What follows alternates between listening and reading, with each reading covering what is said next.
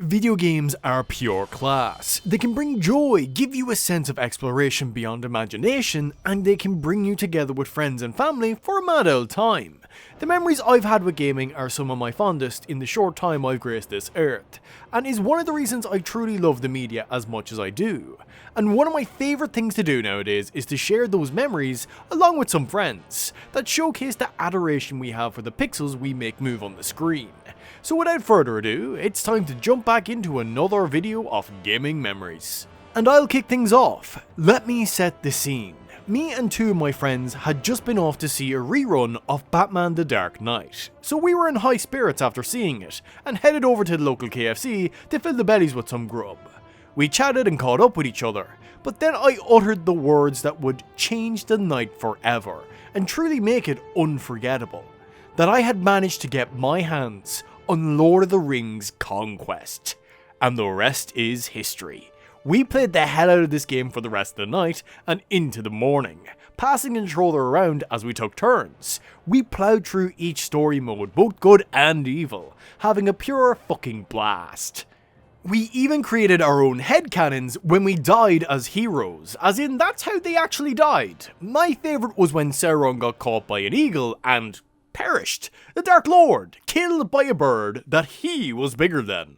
Or how my friend who would play Scout would sneak up on main characters to stab them in the back and instantly kill them, being the true hero of the Lord of the Rings story. Or Gimli getting used as a bowling ball by a troll. The sheer fun we had just creating our own version of Lord of the Rings by just being kind of bad at the game most of the time was just so joyous.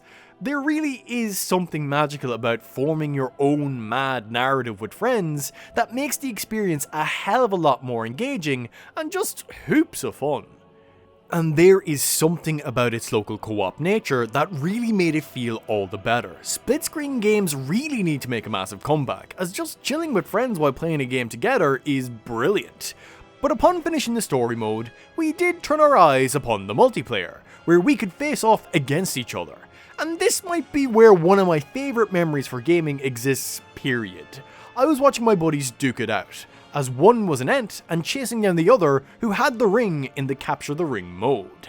It was in the Shire and my friend as the Ent tried to cut across a field, but couldn't escape the wee hobbit fence, and had to look on in horror as my other friend ran for the finish line with the ring. And the pure laughter we had at watching this unfold was gas. At an Ent unable to escape the confines of a field due to a small hobbit fence was just pure gold. I'm really sad I didn't get recording that moment, but by God, it will live on in my head for years as one of the best nights I've had gaming. It was something special that I'll hold dear for life. Now on to my buddies to discuss their gaming memories. When I was asked about my favorite gaming memories, I had a few come to mind, but ultimately I decided to talk about that one play session that did the impossible. The moments that turned me from a Genshin Impact hater into someone who really enjoys this game despite its flaws. Yes, I did say Genshin Impact, please do not click off this video, Pat deserves the views, but this memory takes me back to 2021. A lot of my friends are trying Genshin for the first time, but I was very set on not joining them. I did not want to get into a gacha, and I knew about the game's reputation, which was not very positive to say the least. But after their Genshin phase simply kept going, I thought, let me just give this a go, fully expecting to hate it so I could give better arguments next time I refused to play. But doing that led to this one play session that basically changed my entire view on it, because pretty early on I pulled this character called Keqing. You might be thinking, oh, of course you changed your mind when you pulled a good character, but no, I had absolutely no knowledge of Genshin, so while my friends were freaking out that I got a 5-star, I didn't even know what that meant, and I didn't even know if she was a good unit or not. But as I wanted to put her in my active party, I noticed something about her level up materials. Genshin Impact is divided into multiple regions. The first chapter of the story takes place in Mondstadt, but Keqing needed materials from from Liyue, an entirely different region bordering this one. But I once again had no idea about any of this, but I was able to see in which direction I had to go, so I put her in my party and I set off on my first journey to Liyue. At first I paused all of the locations that I knew from the little that I played the game, but slowly I left all of the familiar stuff behind. I tried to go through Dragonspine, a snowy mountain in between the regions, but my skills with the game weren't really there yet, so after giving it a couple of tries, I decided to take my way around the mountain. The environment slowly changed. I was encountering new enemy types. The music was shifting to the beautiful but foreign Liyue OST. I remember climbing up to high points and looking out over the horizon to see all of the new places and landmarks to explore. Each region is also inspired by different real-life cultures, so I was truly stepping into what felt like a completely new world. On the way there, I was also experimenting with Keqing's new combat and traversal mechanics. It was genuinely special to walk this entire way, to play around with all of those new mechanics, and to just notice everything around me changing with every step I took. So despite my stubbornness, this journey proved me wrong. Genshin isn't a scam that exists to take your money and your time as you try to pull for and grind characters. It's an extraordinarily beautiful game that lets you explore a wonderful world as you're creating memories just like this one. Keqing is far from the best character in the game stat-wise, but she is and probably always will be my favorite. This memory is just etched in my brain. This entire journey that I took into the late hours of the night, slowly walking from one region into the next. Every single time a new region releases now, I also put Keqing in my main party to explore it, but that first time remains special. Partly because I was simply clueless, but also because it proved to me that this game is so much more than people make it out to be. Thank you so much, Pat, for inviting me for this collab. I had a great time, and I'm very excited to see what everyone else is going to talk about in this video. One of the fondest memories that I have from retro gaming back when I was growing up was playing on the PlayStation 2 console, specifically a game that not a lot of people around my age or even in my adult life has seemed to play or even come across. And this was the Ape Escape series, specifically Ape Escape 2 and Ape Escape Pumpkin Prime. I remember being in elementary school, and at the time I had a curfew where I only could play on any console up until around like 7 or 8 p.m. at night. But it was funny because with this specific game, both my dad and I wanted to beat every single level and perfect every level of the Ape Escape 2 catalog. So this meant we didn't only complete the missions, but we also had to find all the secrets and capture all the monkeys that were across each and every map. So we did our initial playthrough and we went to the moon station, or the space station, where you go and fight Spectre for the final time. And after that we were kind of backlogging and trying to do this 100% across the Ape Escape 2 catalog. It was funny because at the time my dad would put me to bed and my parents and I slept in 2 separate rooms. And what would happen is my dad would quote unquote go to sleep and I would go to sleep, and then he'd come back into my room and we'd play on the TV until like 12 or 1 o'clock in the morning trying to beat these Ape Escape 2 levels. And we'd kind of like trade controllers since this wasn't a co-op game, right? It's a single player game. And I remember just grinding and trying to complete every level and solving every problem before the era where you could just look up solutions on YouTube. This is back in the day where you had Game Informer magazines or game guides that were the only thing that could help you. So everything that we did together was kind of like our own result of trial and tribulation. And I just recall when we finally went back to the moon base and we 100%ed the game and did that final level, it was like such a sense of accomplishment doing something as silly as 100%ing a game. This would be the first game that I completed 100% and would be one of the last games that I played with my dad, just co-oping the entire way through. As I got older, I didn't really have time to play video games all that much. I mainly stuck to the Pokemon franchise and played a few Wii games here and there, but nothing like the Ape Escape 2 era that I had with my father. Looking back on it now, I still have that copy of Ape Escape 2. It's the one thing I refuse to sell as time has gone on, and I've traded hands with a lot of different PS2 games and, other retro console games. But if you have the time or have the ability to, I highly suggest playing Ape Escape 2. It's an incredibly great game for how simplistic just the overall plot of it is. And even now, it's probably one of my favorite games I've ever played on any retro gaming console to date. Hello, me again. I've loved seeing all of your memories and games that you've been sharing through these videos. I will say it has exploded my backlog just a little bit, but we'll get through it eventually. So the game I wanted to talk about today is Need for Speed Most Wanted from 2005. Growing up, I had this passing interest in cars, and as a kid who loved video games, racing games I think was a pretty natural progression for me. I had Underground and Underground 2, but at the time I didn't really play those games. I really just customized cars for hours on end. But enter Most Wanted. My dad had bought me this for my birthday one year, and as with any game it went right into the PS2, and I was hooked immediately. This was the first Need for Speed game that I actually played and finished with the help of my older brother. While I won't go into too much detail in case you actually want to go and play it, essentially in this game you have your car taken from you and you're left with nothing. So you have to claw your way back up through what's called the Blacklist. This group of elite street racers, each with one hell of a personality that reeks of the early 2000s. You start at number 15 and work your way up, taking part in street races and police chases until you're cool enough to challenge each Blacklist member. But what really shines through about this game for me is the gameplay itself. It's a true arcade-style racer that just feels incredible. The cars have this perfect weight to them, they're fast and responsive, but you can still feel them as heavy machines that you're wrestling around corners at 200 miles per hour.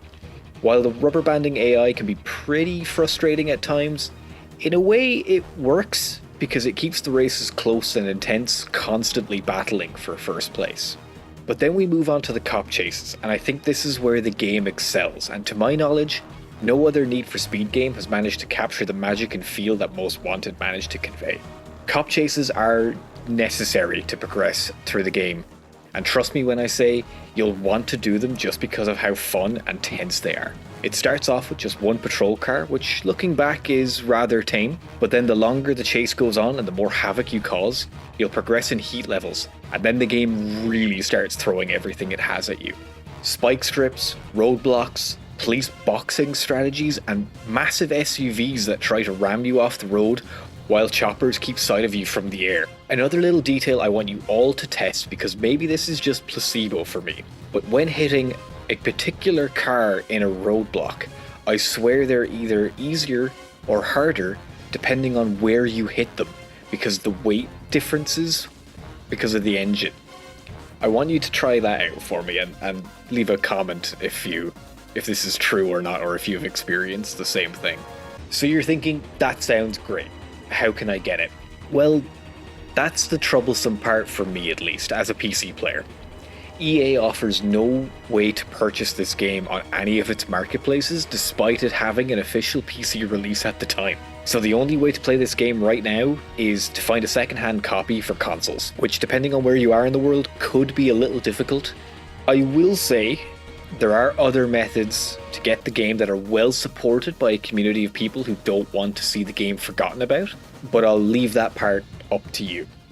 This game is pure catharsis and fun. Its sense of speed is still unrivaled in an arcade racer, and it's a game I often still go back to. It houses so many memories of playing with my older brother or having friends over to try and finally beat that troublesome Blacklist member. If you have any interest in racing games or even just early 2000s culture, I would highly recommend playing this game.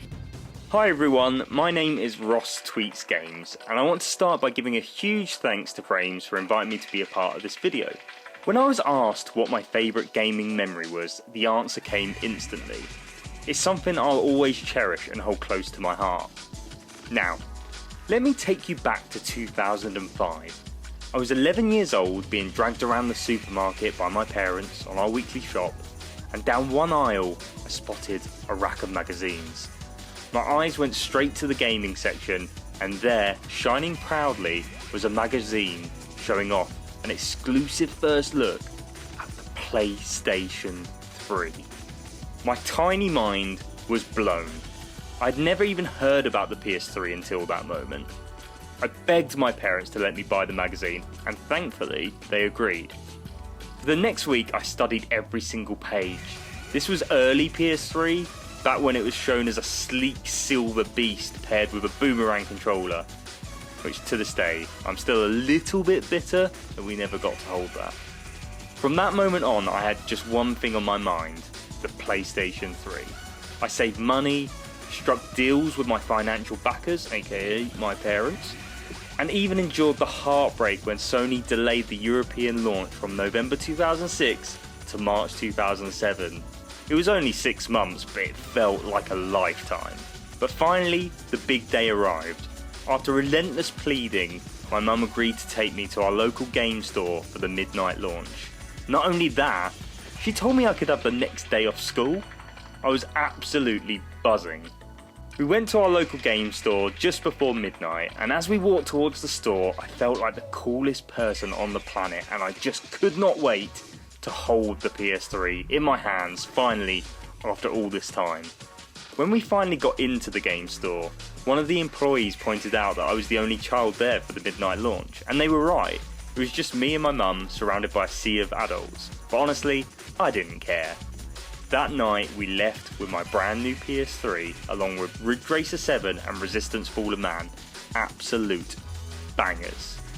The next morning I woke up probably earlier than I would have if I'd been going to school, and I spent the entire day glued to the screen, blown away by the HD graphics and amazed by the 6-axis motion controller. After years of waiting, saving and dreaming, I was finally holding the future of gaming in my hands. And here's the part that makes this my favourite gaming memory ever. Whenever I reminisce about the PS3 launch with my mum, she always says that she felt like the worst mum in the world, taking me at midnight to buy a games console and letting me play it the next day instead of going to school. But I always remind her of the truth. She's the best mum in the world.